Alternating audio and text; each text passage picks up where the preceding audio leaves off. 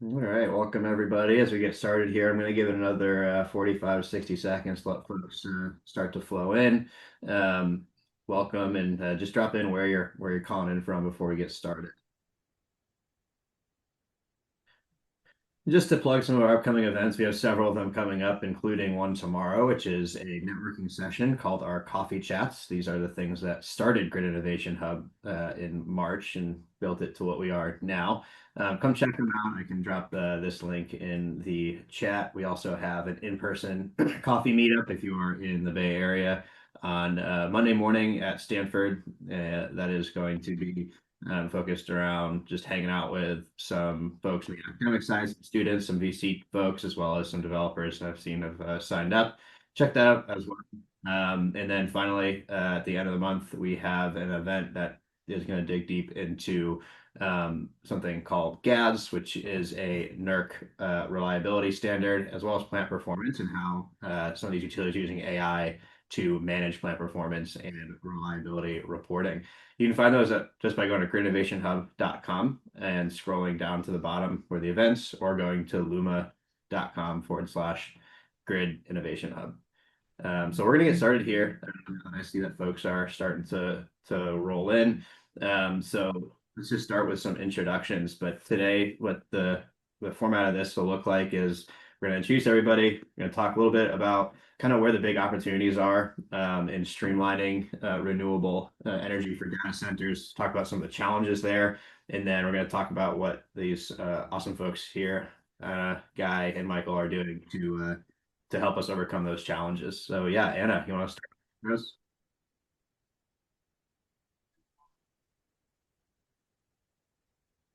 Oh no, I got you here. Anna, you're on mute. There we go. I wasn't There you allowed to be on mute.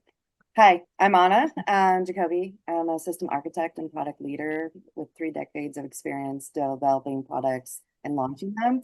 I focus on AI infra and sustainability. I've worked across Lockheed Martin, AMD, at Facebook and Meta. I was in break-fix and developing sustainability and data centers. And now I'm at Gathid, where I'm developing digital twins for AI governance. My focus has been aligning data center growth with product development and how we can do that sustainably with local ecosystems and viewed through an AI to AI federated lens of like where we're going in the future. So Guy, do you want to introduce yourself next? Thanks, Anna. Hi, everybody. My name is Guy Mero, VP of Technology for ECL, Edge Cloud Link. We are a Silicon Valley company. We build modular Gen AI focused data center powered by hydrogen primarily or grid, fully autonomous and super efficient. And we can, during the discussion, I'm sure we'll have various topics related to that, which I'd love to expand. Back to you, Michael.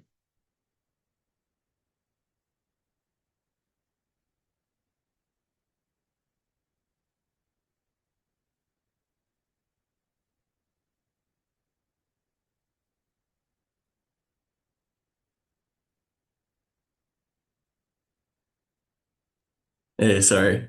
Much I'll better. stay unmuted now. Hey everyone, I'm Michael. I'm with Giga Energy.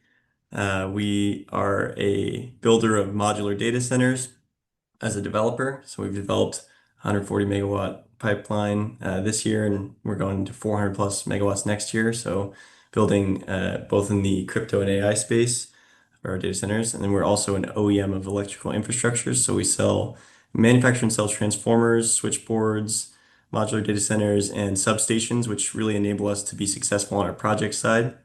And then we are also a power trader and operate in demand response, both in SPP and ERCOT.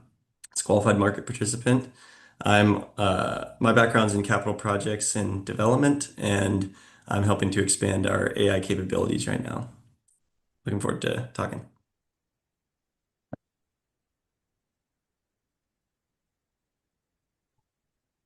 Adam, you're on mute too. Yeah, great. Adam, you're on mute. Wow, this is going great. So we're gonna start this session by really getting into kind of the future state and the blue sky situation of where are we seeing the biggest opportunities in streamlining a renewable and sustainable future for data centers. I'm gonna start that off with Anna, and we're gonna hear from everybody before we dig into some of those the big challenges around this. Yeah, thank you. So taking it from more of a product lens, I think the biggest opportunity lies in co-locating our data centers where water, energy, and heat reuse can work in balance. For example, like pairing hyperscale facility with district heating loops or geothermal exchange that we've seen in Europe. Also allows us to capture and use about 80% of waste heat. We are getting better at our compute. However, our bottlenecks are more around inference, latency, and keeping track of our water use. So we use PUE, but we need to move towards WUE. As we go into an A to A economy, I think that we're going to see things more on the edge. We're going to have smaller data centers. We're going to have colos. You're going to own your own compute. You're going to see also smaller like SMRs and that help power that to be co-located. So right now, I think it's more about being aligned in an end-to-end ecosystem so that the data centers can bring that to every edge of the world. Guy, what do you think? So let me just start with an anecdote. When we launched the ECL and we announced we're going to power our data center with hydrogen, there was a lot of interest from sustainability folks at hyperscaler. So everybody was asking, and there was a lot of doubts whether we can do it or not. As time progressed, and AI showed up in our life about 2 years ago with ChatGPT 3, sustainability took a backseat. And the main concern right now, the main request from customers is when can they be in production? That's number one. So let's look confuse things. It's production first, sustainability second or third right now. It's not even cost. Now, do our customer or everybody's customer concerned about sustainability? Absolutely. So you need to have sustainability in place, or you need to have a plan. Can we migrate everything to be fully sustainable shortly in the next couple of years? Absolutely not. Should we? Absolutely yes. Can we? We will. Meaning it's a longer process. Anna just mentioned SMRs. Probably that's the direction. Nuke is the cleanest energy. It's going to take a while, but overcoming a lot of regulation and educating the public. But down the road, that's probably one of the cleanest source of energy at volume. Now, at the moment, we need to solve the supply of energy, which is by far lagging the demand. And what we did at ECL is we tapped into pipeline of hydrogen, and we can get multiple gigawatt of energy at very competitive pricing, meaning grid pricing and below, and generate energy for Gen AI focused data center. And that's exactly what we do. Now, should we use renewable energy? It's an industry. My take is absolutely. Whatever makes sense financially, and that will progress to meet our demand right now. And existing system and primarily future systems should take that into account. And that's exactly what we did. You use multiple sources of energy. It can come from hydrogen, it can come from renewable, it can come from the grid, combine it into all of these, let's call them low reliability energy sources into a single super reliable data center. And that's exactly what we do. Michael, what are you guys looking at in the future here? What's your 10-year, 5-year blue sky? Yeah. I mean, I'd speak on it from more of an industry perspective here, but from our perspective, we mostly build our data centers to be grid connected, so we're running front of the meter here. And when we look at sites for development, we look at where is the lowest cost of power. From an OpEx perspective, it's a huge factor. And renewables, especially out in really wind and solar dense areas of Texas, are extremely advantageous from a power cost perspective. And so I think, developing new renewables will generally be aligned with the industry because the cost of power from an OpEx perspective is really focused when you're going grid connected. And then The other place where I think the data center industry is going to really drive renewables forward is in battery expansion and capabilities for UPSs as well as backup power. There's a paper that came out recently about the AI workloads and the possibility for them to be a lot more flexible in that GPUs aren't always running. And if you add batteries on the back end and switch when power is being drawn from the grid versus when it's being drawn from batteries, you can save an immense amount on power. But it'll also drive the batteries forward as well as create a more flexible grid, which sort of enables renewables in a large way because it kind of helps to solve for things like the duck curve, et cetera. The final kind of two areas I'd say that data centers can help is expanding transmission is a big focus for a lot of the data centers that are being built for these huge gigawatt scale factories, and that's critical for renewables. And the last one is, and I think it's very similar to what Guy said, which is the speed factor. So there's a supply demand imbalance in compute right now, and everyone is looking to build compute as fast as possible. And Meta's putting up tents and spinning GPUs in tents, even though everyone talks about tier 3 reliability, et cetera. So I think the last place where data centers will push energy forward is by saying we need this fast and we have the capital to push energy advancements very fast. And so you'll see people trying to build faster, build new forms of generation faster, and hopefully some of those are renewable sources and new types of energy. Michael, talk to me a little bit about you kind of touched on it with the transmission, with the infrastructure limitations, especially in some of these more complicated markets like ERCOT, and I don't know how many folks are working at SPP, but good luck. Talk to me a little bit about that. Yeah, definitely. So the infrastructure difficulty is one thing that Giga is really focused on. As a project developer, starting in 2019, we started building projects and realized pretty quickly that transformers and substations are extremely long lead items and can really kill projects or extend them to a point where it doesn't make sense. And the same thing for renewables. They face the same challenge with their generator step-up units.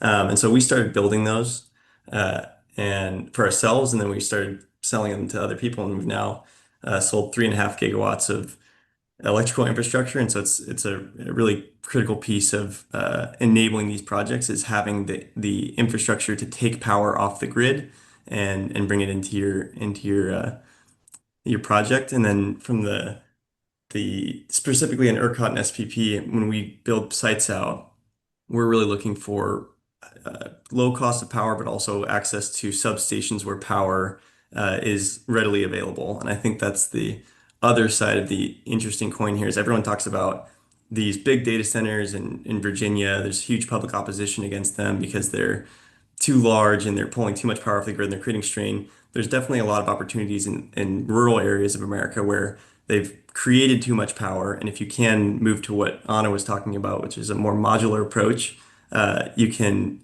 ultimately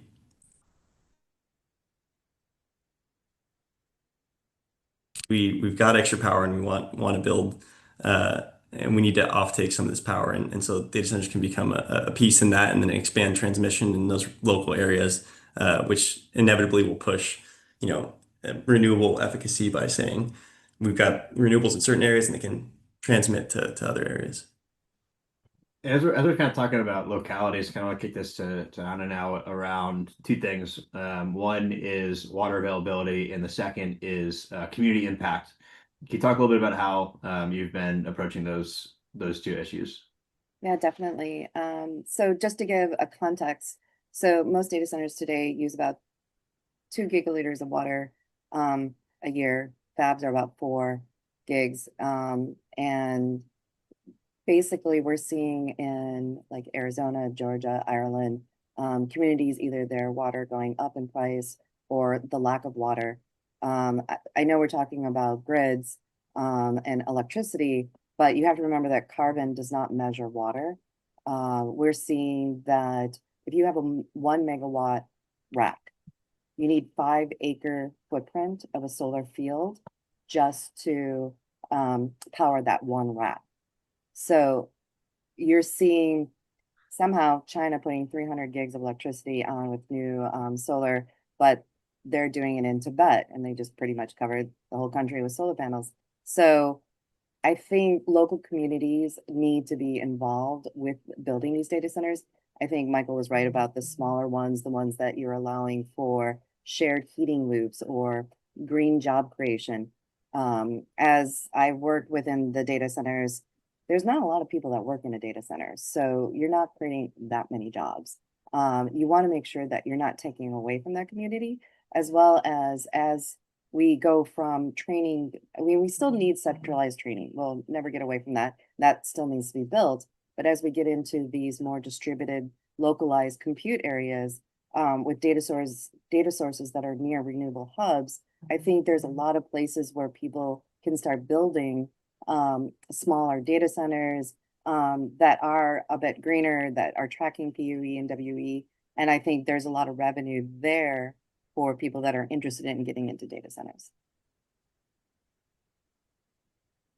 Adam, I want to touch on what Anna mentioned earlier. She referred to the inferencing sites on the edge. And I think it ties into what Michael also mentioned. So we are building, right now, the industry is moving, chugging along, building those giga factories for AI. And these are centralized location, in many cases, remote locations, wherever they can source the energy right now. But the edge inferencing site will have to come up, and these are going to be distributed. It's going to be embedded into a variety of metropolitans in rural areas, and that will have entirely different characteristic compared to the gigafactories. So they're going to have slightly different compute. They will have entirely different power needs. They will have to be connected to the network, unlike the gigafactories at all time and with very low latency. So we will see a new breed of data center popping up. And Michael, it sounds like you guys are already focusing on that. That will change the landscape of data center. And again, hopefully it will create more work while maintaining, by the end of the day, data center is a business. Let's not forget it. So it has to be profitable. So it needs to create value locally through property taxes and other financial incentive. But it would be nice to contribute to the local communities by different means. Awesome. Really great info there. So kind of shifting gears a little bit more not shifting gears, moving a little bit more towards the water side of things. Guy, two things I guess with this is, how are you playing using the hydrogen on the off-grid side? What are you having conversations around that with your customers? How are they deciding that I want to go off-grid, I want to be on-grid? Following that up, I'd love to hear your perspective on how you're using that water and where the water sources are coming from for you. And, obviously I'd like to hear Anna's conversation with that too. Yeah, good question. So in general, as I mentioned earlier, customers don't really care where the energy comes. I mean, obviously they would love to know that it's sustainable and it's clean, but by the end of the day, the number one question is, when can I get to production? How quickly? That's number one priority. But having said that, our customers are super happy to learn that not only that we're not consuming any water, but we are producing our own water. So when we generate energy out of hydrogen, one of the byproducts of that conversion to energy, to electricity, is DI water, which we capture and we use for our cooling. So as a result, we don't depend on external water. We're not dependent on the existing grid. So we don't have to situate it next to a grid. And we're fully sustainable. And we can give away excess water when we have excess water. So we keep our PUE super low. I mentioned that earlier, 1.05. So we're very effective. And we don't consume a lot of energy. So when you use all of these different technology and concept, you end up with a sustainable yet economical solution or that financially makes sense. We're not relying on government incentive or anything like that. We're just competitive, very competitive in terms of overall offering. But just to, Guy, just a question for me is that I believe we were talking about salt water turning into hydrogen and using probably 9 liters of water per kilogram of hydrogen. but then also you're mentioning you both truck and pipe in the hydrogen and the energy loss of compression and liquefaction. I was wondering, do you know your water footprint and how how much megawatts you can do with how much hydrogen, and then what is the energy and water footprint from the whole logistics like from beginning to end? So let's start with the hydrogen. It takes about 1.5 ton of hydrogen to power megawatt hour.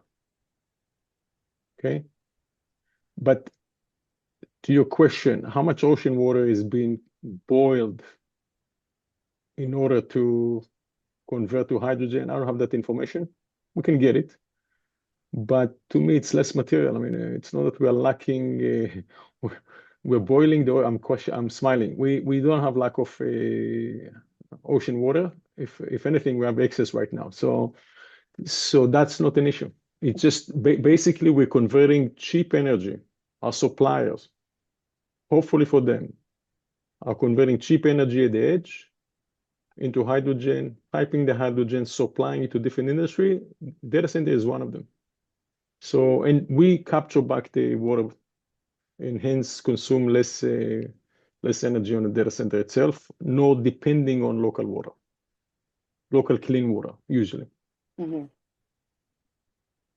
So I think this comes to like overall for everything that you do when you're building a data center is looking both upstream and downstream, and what the effects are, and making sure that we're calculating and evaluating that either energy loss or water loss, and what is that footprint, no matter how we're developing this. And then going back to Adam's question about communities is like, they're going to want to know that information going forward so that we can be part of, an overall ecosystem versus saying, this is what you're given. I don't know, Michael, do you have any input on that? Yeah, definitely. I'd say and I'd love to hear your thoughts on this because I'm not a water expert. But the way we approach it, and I think the way that we're seeing the industry start to shift to is more closed loop liquid cooled systems direct to chip.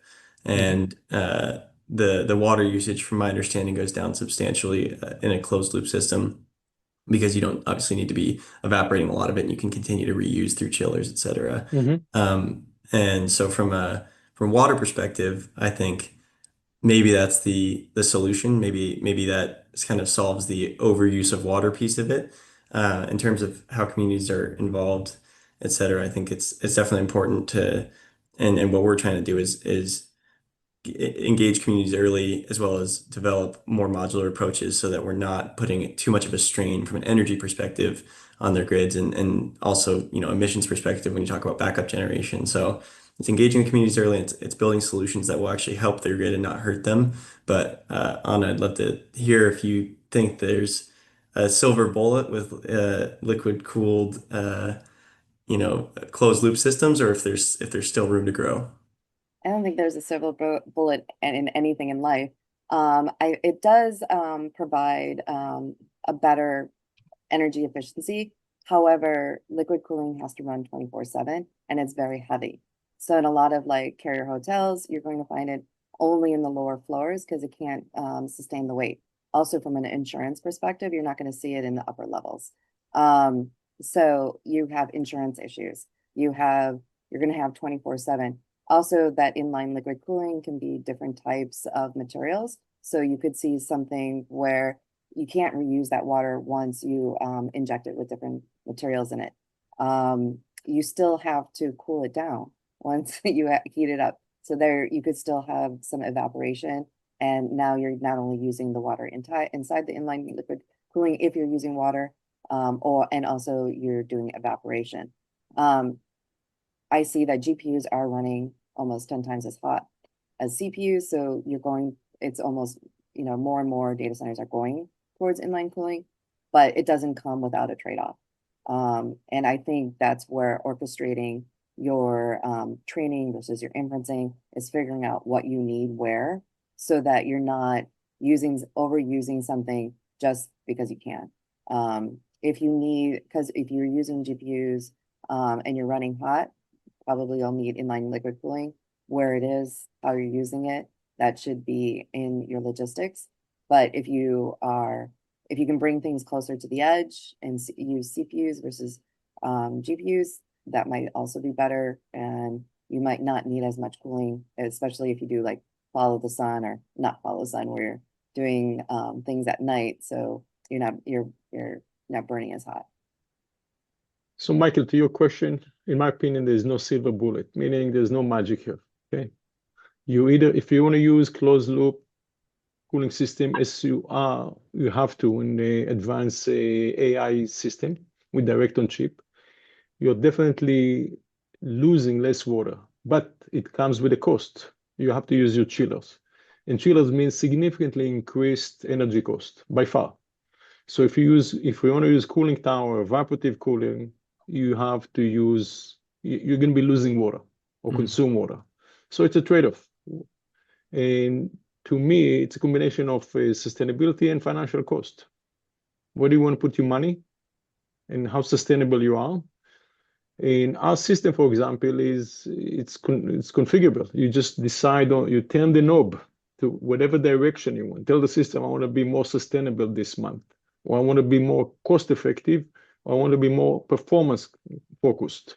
And that's a system decide which resources, both of power and cooling, it uses based on the profile that you want it to do, for example. But it's a combination, there's no silver bullet, it's a combination of layers of decision-making, resources, and technologies. When to use the technology, sunshine at night versus day, load balancing, orchestration, which hardware to use at the edge. But at the end of the day, it boils down to market demand. Because without the market demand, we're not sitting here and watching a conference in Zoom, or we're not talking about AI. So it's a phase, and once it's all going to be stabilized sometime down the road, we'll be able to sit down and optimize the consumption, the usability, and the usability of resources primarily, which is water and power. But it's going to be a while. So something I want to get in the direction of, because you mentioned market demand, and part of the issue with our market demand is the speed of which these things can be set up. And it's a great question brought in by Burt Wank in the comments is, Cumulus Data bought a 1.5 gigawatt nuke and sold it with a data center in less than a year at AWS. So talk to us about how, that model of, obviously just buying the power plant then versus what you guys are doing and how you all are able to get these into market incredibly quickly. Yeah, I can speak to this one. I definitely want to hear guys' approach on the behind the meter versus front of the meter conversation because I think that's a really good one. But the thing I will say about the market right now, after talking with a lot of hyperscalers and neoclouds and other customers, the need is compute as fast as possible. So when we say like 1 to 2 years for data centers to be built, that's still not fast enough for what they need in the immediate term. And so the immediate term, right, like people that actually have utility access and power access like we do in a lot of our sites, they're much more interested in that than saying we can get you something in a year, 2 years. I mean, obviously those are longer term conversations and inevitably everyone's planning for the future too, but immediately there's a substantial difference between supply and demand in terms of compute and access to energy. From the behind the meter perspective, the obviously the time to power can be lower, but it can also be increased. I think there's a lot of people across the country that do have access to power now, and if you create a more modular approach, utility connection can just be a really quick way to resolve that issue because people already have access to power, and so you don't have to wait those 1 to 2 years. But for the bigger projects, I can see the value of saying we want to have a bridge to power. We want to have more behind the meter solutions so that we can control the power access. The difficult part, though, I think, is that because GPUs are often not operating at 100% usage, the question becomes, how much power are we paying for? And so when you build a behind the meter source, you have to pay for 100% of the power most of the time in terms of like you have to build out the entire capability and then you have to own and operate that entire capability and you have to cover the entire CapEx. But if you go through utility, you can flex your load down and up based on what you need. And so you have the financial security to say we've got energy security as well as we don't necessarily need to pay 100% all the time. So I think that's the reason I think front of the meter can be helpful, but I'd love to hear guys' approach on it. And I know they're doing it differently. So actually, Michael, very good point. In general, though, when you do AI training, you need to have energy supply and power supply that can support full load. And yes, I want to say slightly less than 50% of the time, the load may fluctuate. The step load in AI can change drastically in millisecond range, meaning you can drop a load by 60% in millisecond. So your power system should account for that. But it will go at full speed or full power for a while. So for example, you can have 4 minutes of full power consumption and then drop down by 50 or 60% for a few more seconds to minutes and come back. So you have to be ready for that. I like your thought about saying, well, if I build the infrastructure on average, I'm using, for example, let's say 60, 70% of the power, but I have to build an infrastructure to account for 100% at all time, and that's costly, but that's initial cost, correct? The major cost is the operational cost. So once you build an infrastructure that can handle 100% of the power plus, and you run it at 70, 80%, I would say that you run it efficiently and reliably. So yes, you spend a little bit more money on CapEx, but you recover that in OpEx. That's one way. Now, if you go to a local utility that provide you the power, that's more economical because they do the load balancing. They do the orchestration of power. So it supposedly costs you less, but let's put it that way, back to square one. Good luck sourcing power from utility company right now, which we can't. We were forced to go and design and build all of this infrastructure because there's no power. That's it. And the market demanded. Okay. Yeah. Yeah, I guess on that point, the only place where maybe we are splitting hairs is that I think there still is a lot of power that utilities have given people access to. Just a question of finding those resources, and it's definitely not easy if you're talking at a large scale, but from a modular scale, the way we've approached it, we've got pretty solid access to power and land that's immediately available. But Which is as you great. look forward, it becomes a challenge for sure. Yeah. Oh, look, so I agree. So there is power. It's Yeah. spread everywhere. You have to be creative. Like it sounds like you guys have been creative, Yeah. sourcing this power, identifying and sourcing it, and putting facilities in place. So great for you. But not everybody's doing that, and Yeah. people are behind you. So people will do Totally. that. People will have to, again, people have to be more and more flexible to meet their demand. And it Yeah. sounds like you're doing the right thing. Yeah. Yeah. And I think I think the combination of the two is the most likely outcome that we'll see. And it seems like behind the meter is surging right now. So I'm probably in the wrong camp of how it looks in the market. But It's surging not because people want to do that. It's surging because people cannot source enough energy for their needs. So if you are yeah. one of the lucky one or smart one, and you're able to source enough power, let's say off the shelf or from the grid, excellent. That's everybody's dream right now. Mhm. Okay.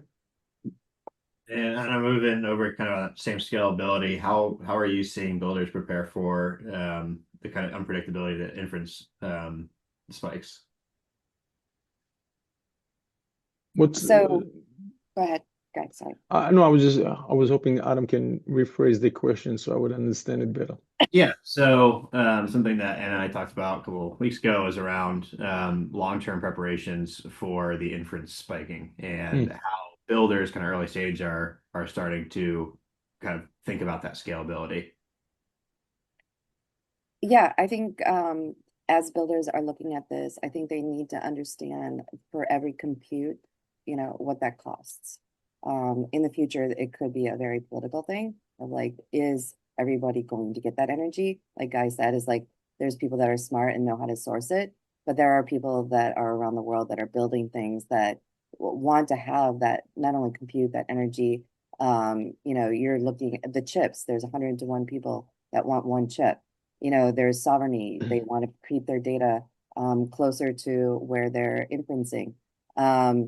When you're developing this, figure out like, do I need to actually create this function, this agent, this this compute need, and you're going to have to look at as it is not endless compute that you have. You're going to have to minimally work on products that use the least amount.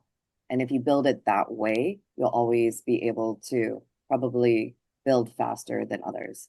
I think you also have to think that there's not the spares. So remember, if there's 101 people that just want that one GPU coming out, 20% of GPUs can fail. And it's not like you have one in the back of the office, like, oh yeah, we'll just replace that. So how are you going to do that if now all of a sudden your racks are down? So when you're building things, think that it's minimal of what you have. And Guy, you're shaking your head, so I'm guessing you agree, or? No, I do. So yeah, there's a lot of things that you need to consider. Edge for inferencing is coming. Let's not be confused. All the training creates this new market that will require inferencing at the edge because of low latency and, as Anna mentioned, AI sovereignty. So we need to build or be prepared to build low latency edge data center. These will be typically anywhere between 5 to 20 megawatt. They're going to be distributed across the world. Countries will require you to maintain edge data center with limited data leaking outside. But even for just commercial use, you need to have the low latency. So to touch what Anna mentioned earlier, the computing inferencing is going to be very different than training down the road.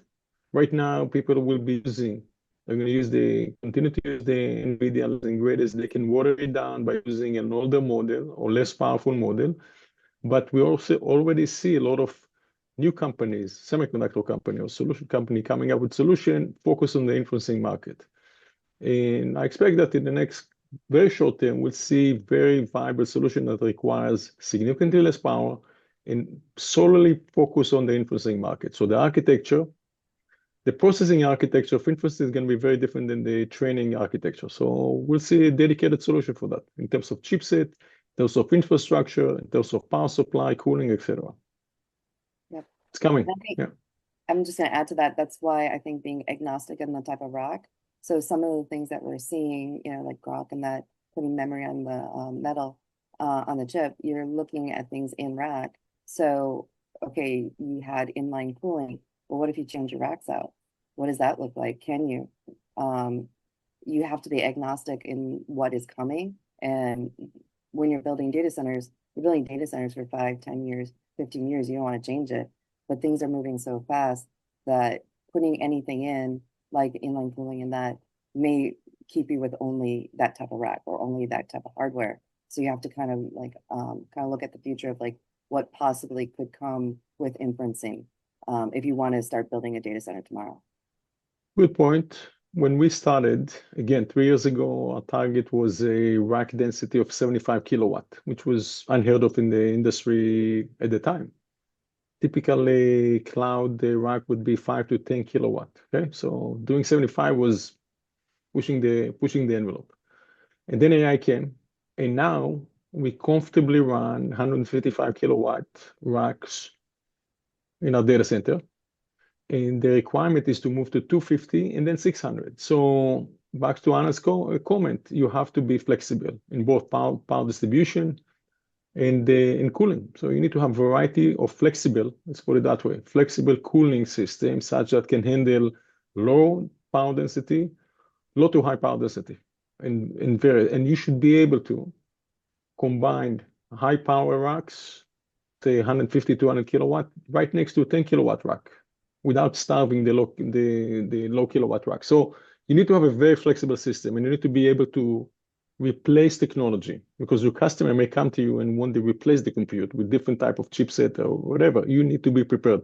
You cannot build a facility that is going to be obsolete in 2 to 3 years from now. Mhm. Not a good idea. And guys, there's a great question in here from Tarun. I'm just going to read it out for you. How easy for everybody here? So how easy, oh man, it just went away. Okay. How easy do you think it will be to deploy and maintain two types of hardware and infrastructure between training and inferencing? And then also dynamically managing power and water consumption on the millisecond basis. And that question is in chat if anybody wants to read it themselves, if I did not make it clear. I think having training and inferencing in the same data center is going to be hard. I don't think it's going to be the same hardware. And again, it depends on how you built it out. I think you're going to see different types of racks, different sizes, different cooling needs. Usually racks can't be next to each other if they have different cooling needs. It's really difficult, especially if you're doing inline cooling. I think you're going to start seeing, those the smaller data centers and the smaller needs for exact type of compute and processing. You'll see data centers just for inferencing, data centers probably just for compute, maybe, I think everyone will have its own need. We're not there yet. And remember, it takes a good year to 2 years from design to tape out to seeing something in rack when chips are developed. So it's going to take a while to get more agnostic towards those racks and cooling, and we're not there yet. So how you build it out is going to you're going to have to build just for those different types of processing. Yeah, I'll second go ahead. that point. I think that I very much agree with that point. I think it's the complexities don't lend themselves well to being combined together. If you look at the energy load that gets pulled off of training models versus inferencing models, it's a lot more peaks and troughs in the training situation versus more of similar to cloud computing data load and energy load that you get from the inferencing side. And we're also seeing a lot of companies that are building chips specifically and servers specifically for each type of load. And so, and then you take the whole latency issue and just like the actual data center design issue of there being a lot more value to almost edge data centers for inferencing versus like these large, wherever in the middle of nowhere data centers for training that make it sort of difficult for them to be combined. But to the second question about managing power and water consumption on the millisecond basis, I think there's a lot of new control systems that are coming out and people that are developing software to operate these systems, not just on a energy and power system basis, but also on the compute side. Companies like Emerald AI are building really cool technologies to say, let's shift the load to these GPUs during this times. Let's try to call on this one at that time instead of hitting this GPU over and over and over again. So changing how the compute's really operating on the back end to shift the energy load, that can happen on a really fast millisecond basis. And then from the backside, I think the control systems are improving, and we'll see more and more ability to have more control over the entirety of the system, because I think a lot of these are still fairly new. Tier 3, Tier 4 requirements are so everyone's still getting used to them, and so we'll see more and more control systems that can say, we know when to pull the UPS, we know when to call on batteries, we know when to call on our gen sets, and we know what's the optimal balance of all of these systems together. I want to address Tarun Kapoor's question. So based on my experience, and our experience, collective experience here, yes, we agree that there's going to be a vast difference between training infrastructure versus inferencing infrastructure. However, at the moment, our customers cannot distinguish between them, meaning, and looking at the rate NVIDIA is releasing new chipset or new racks technology, my best advice to people is plan for the worst or prepare for the worst. Have a flexible system, support rack density of 600 kilowatt, which is coming. It's going to happen. It may come next year. It may come 2 years from down the road, but it will come. So infrastructure should support it. And that means you need to have a flexible system with the right control software in place. And that's what we have. We design for that. So we can adapt when we move from 50 to 75 kilowatt to 155, and I can go to 600 with existing infrastructure with no problem. It's just a minor modification to the system. So keep all of your options open until the market stabilizes. The market doesn't seem to be stabilizing anytime soon, so keep your option open.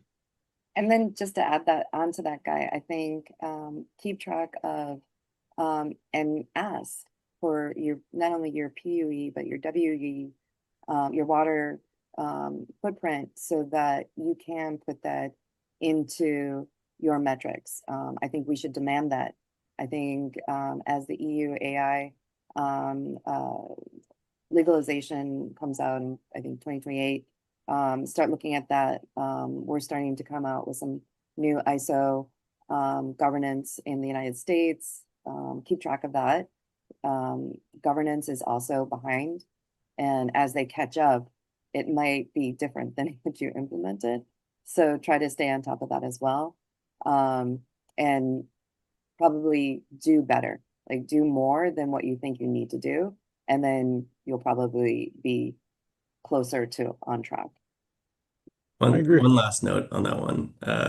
Just good question, Tarun. I didn't mention this. Good to see you. Hope you're doing well. An old colleague of mine. Something like that's interesting that Guy and I have talked a lot about, I know he really wants to talk about, is the autonomous data center, kind of shifting a little bit away from the power generation point into the managing and optimization. Can you talk to us a little bit about what you all are doing in this automation? And then I'm going to ask Michael a similar question about his trading software after as well. So we have a complete automated, autonomous data center, and it's a dark data center. It's unattended.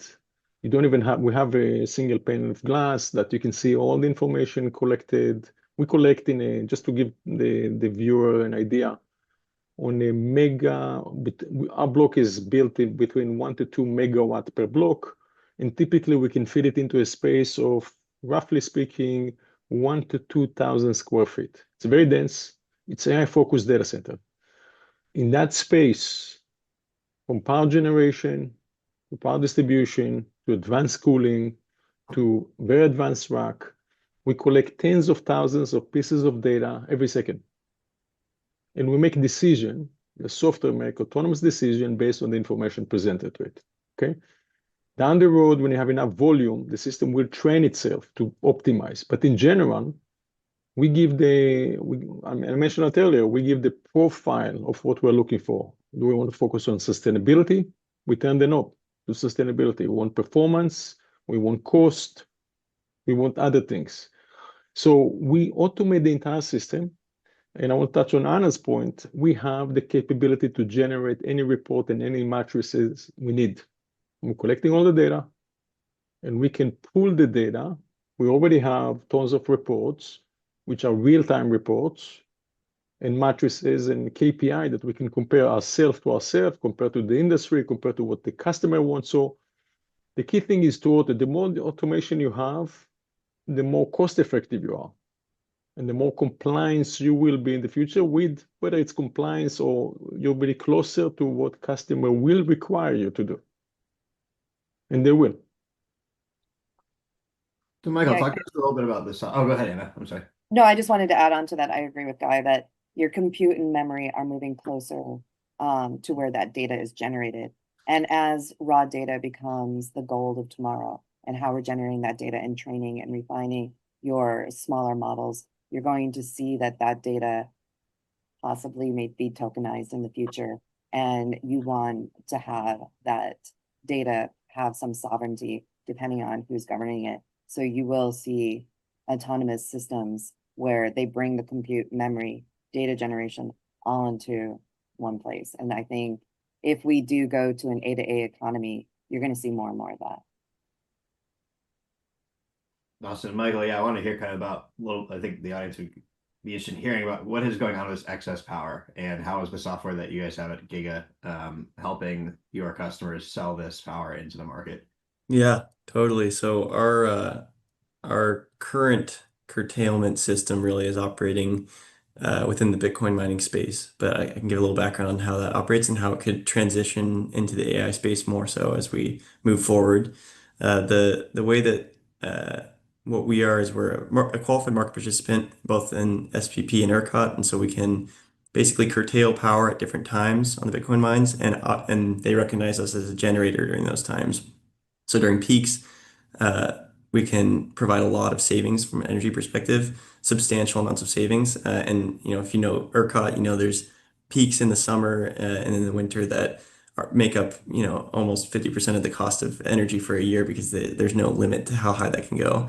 It also allows us to operate in the day-ahead markets in SPP and MISO and really kind of optimize the day-to-day energy usage of our sites and of our customer sites, but also it gives us an advantage in the upfront contracts because we give certain guarantees to the utilities that we will turn off during certain times ahead of time, and they give us a substantial lower rate on the power that we operate with, as well as for our customers.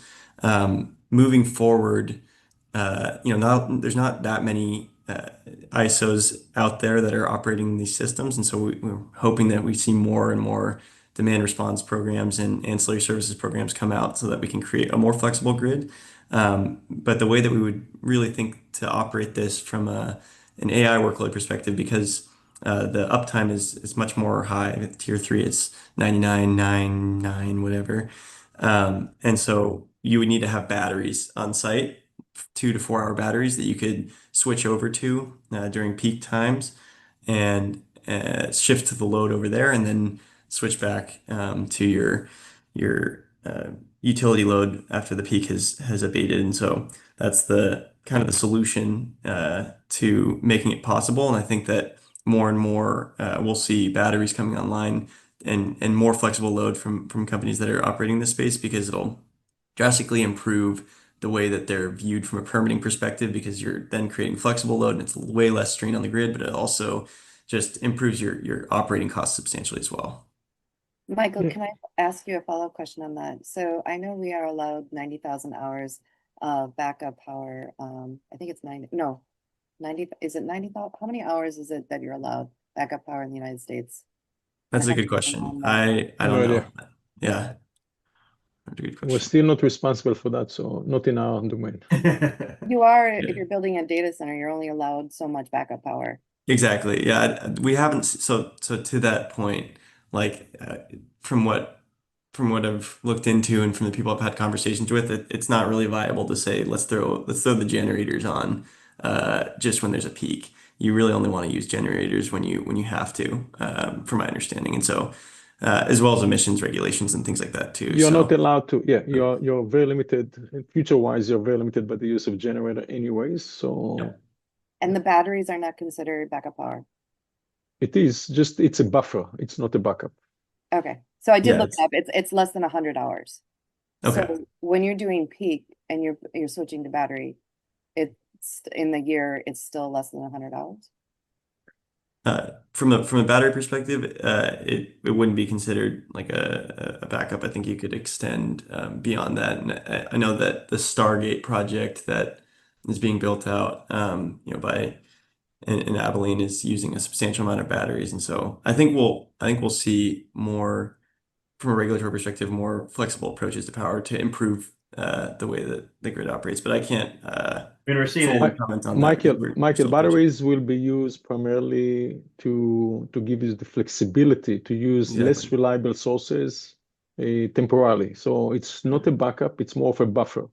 You Yeah. bring all the power, you pipe it into batteries, and if your solar and wind is going down for whatever reason, you can still rely on batteries, or if the grid cost is expensive at that time, you can rely on batteries.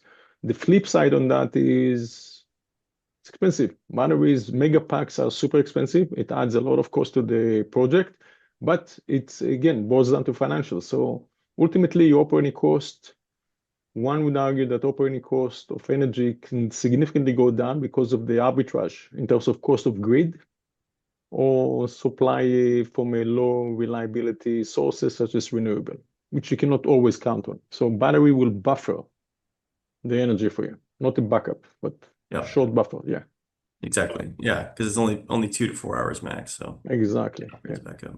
So we're coming up to the last few minutes here. We're going to move into the networking session, which is just half hour. You guys can pick the rooms you want to go in. Everybody in the audience can pick as well, but unintentionally so. I think in this panel we have made it so that if you talk to all four of us, you can pretty much run your entire plant and data center and trading operation, including the technology that we have at my company, Integ, which is the NERC regulatory automation and plant automation software. Guy, your software is going to run the data center. Michael, they're going to trade the power with you. Anna, you're going to look at all of the sustainability and managing it in an efficient way. So that being said, I want to break us up into these groups. So what's going to happen is there are breakout rooms. I'm going to open them right now. Hosts, please just go to the one that says your name on them, and then anybody can go into them, ask questions, and have more direct conversations. Thank you guys so much for coming. I'm going to pop into different rooms as over the next half hour. Check out gridinnovationhub.com for the upcoming events. If you have any questions or you want to host a session, or if you have some topics you want to hit, shoot me a message. And if you want to get some cool Grid Innovation Hub swag, start inviting your people. Come to the events, and I'll send you swag as you invite your teammates, peers, and friends. So the rooms are open now, and you can just go ahead and pick them. And Michael, Anna, and Guy, go ahead into your room. And thanks again, everybody, for coming.